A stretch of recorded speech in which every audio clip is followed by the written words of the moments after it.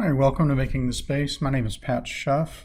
Today we're at TxRx Labs doing a simple tutorial on how to change out the sawstop table saw blade and put in a dado stack instead of a single blade. The intention of this is a refresher for a course that is taught at TxRx and not a full tutorial, but more of a reminder of what was discussed in the class. The dado stack's stored in a cabinet next to the woodshop office. Go to the red cabinet, look for the dado stack container. It's basically a round container. The black one is what you're looking for. One of them is broken, so if it says broken teeth, don't use it. You're looking for set A, and set A is clearly defined at the bottom, and make sure you grab that along with the insert and the sawstop electronics.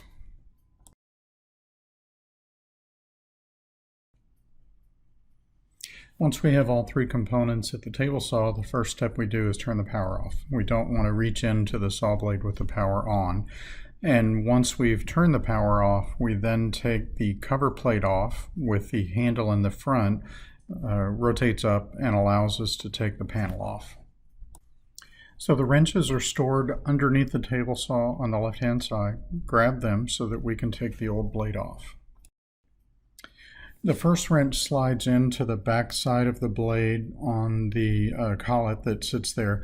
It just slides right onto it appropriately. It locks fairly well.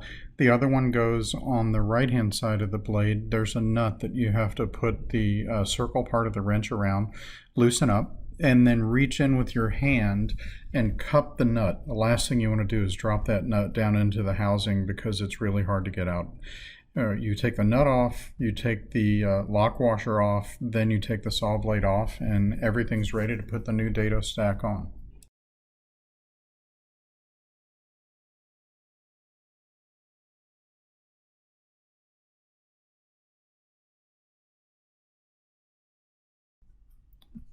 To remove the fin, there's a black lever in to the right of it that you tilt up, and that loosens up the fin. You take that out. We're not using that for the dado stack. The last step is to remove the electronics, which are inserted into the table saw. The red lever is rotated and the stem can be pulled out. Then the electronics can be removed. It's a little tricky. You have to kind of wiggle it a little bit, and it eventually does come out. And we will replace this with the dado stack width because there are different measurements to keep you safe. Now that we have everything disassembled, it's time to put the proper electronics in with the right orientation and put the dado stack in following that.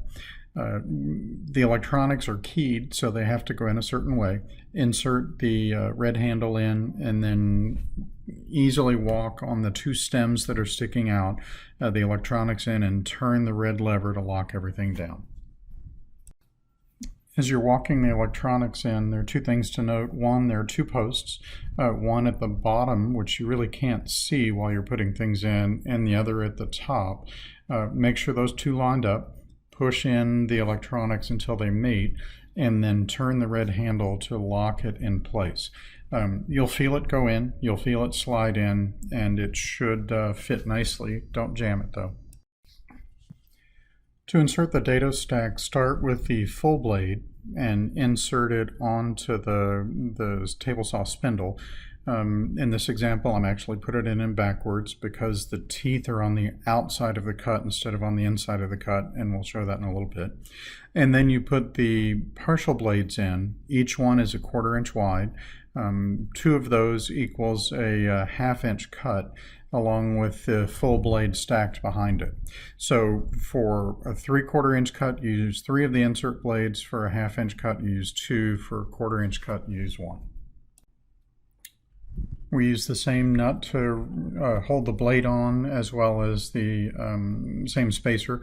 So put the spacer on first, then put the nut on, screwing it by hand, then get the wrenches and tighten everything down, the opposite of the way you did to take the single blade off.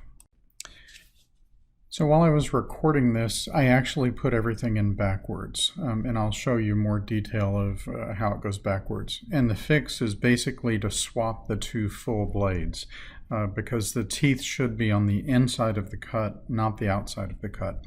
Everything gets locked down appropriately, and when we put the spacer on, or the cover on top, we'll notice the problem that happened.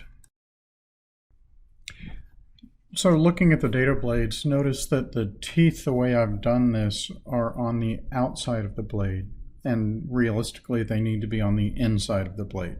The way we correct this is we take everything off, we flip the two blades so that the teeth are pointed inside instead of outside, and everything should work.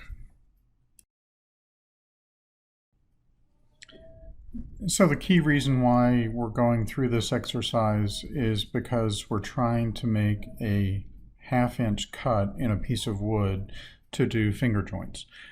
If we left this stack the opposite way with the teeth pointed out, it would be a 1/2 inch plus a little more. The idea is you'd like the teeth pointed in so that the edges of the blades cut a 1/2 inch cleanly, and the inside, based on how many of the spacer stacks Dado cuts you put in, gives you a 1/4, 1/2, or 3/4 inch tooth. So yes, I'm showing you how to do it wrong, but I'm trying to show you why it's wrong and then explain it in detail. So before we lock everything down with the spacer and the nut, let's look at it to make sure everything's aligned properly, that the teeth are on the inside, and we've got the stack done appropriately. We should have done this the first time, but live and learn. So look at it, make sure the teeth are on the inside of the cut, then put the washer and the nut on and lock everything down.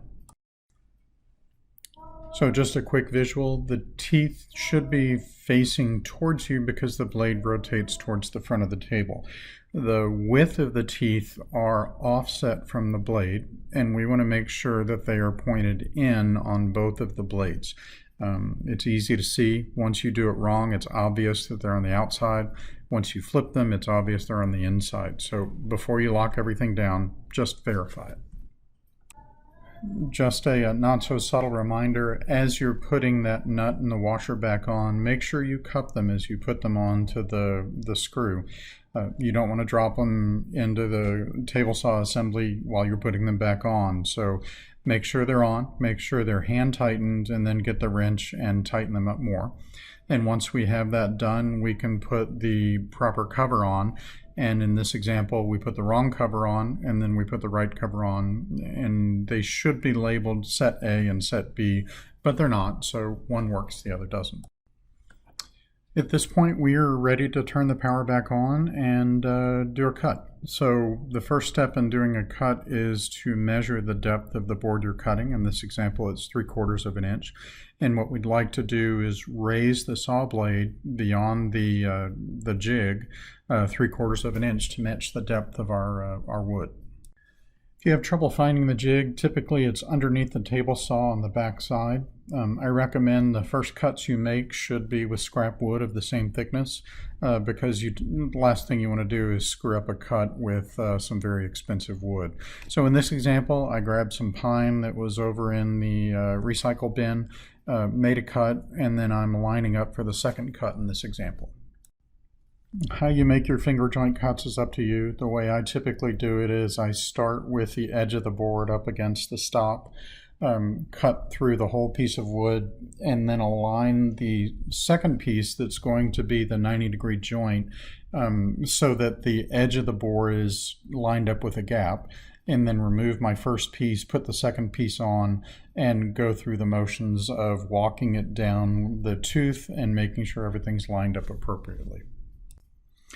In this example, I put the two pieces together and notice that the cut's a little bit too deep. There's a gap there and the teeth are extending out the side.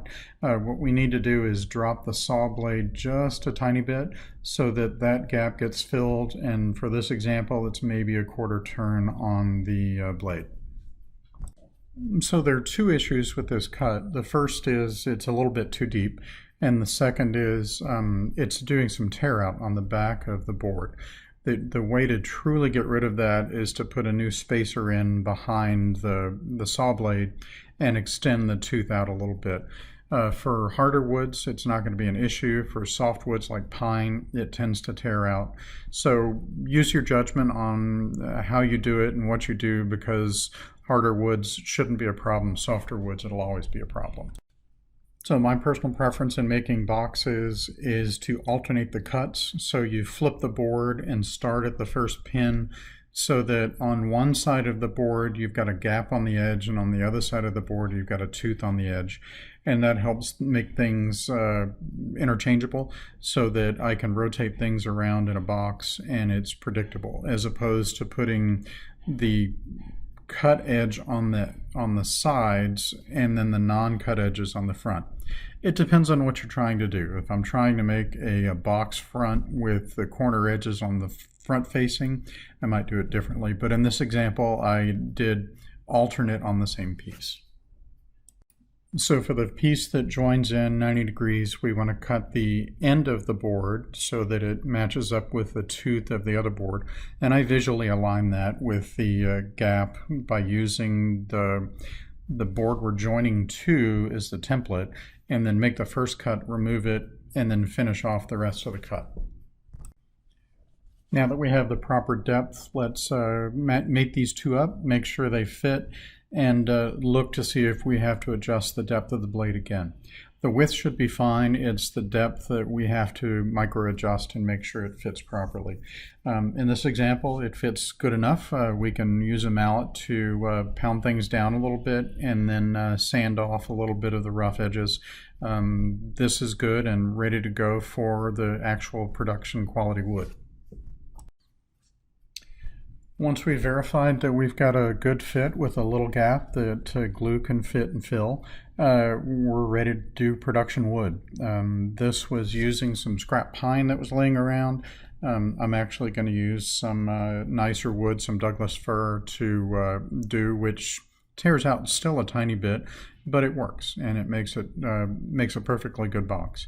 The final step, though, is not making sure your wood works. The final step is putting the saw back in place, taking the dado stack out and putting back in the saw blade with the sawstop electronics, and cleaning up after yourself. So once that's done, everybody in the wood shop will be happy, and hopefully this will allow you to make boxes.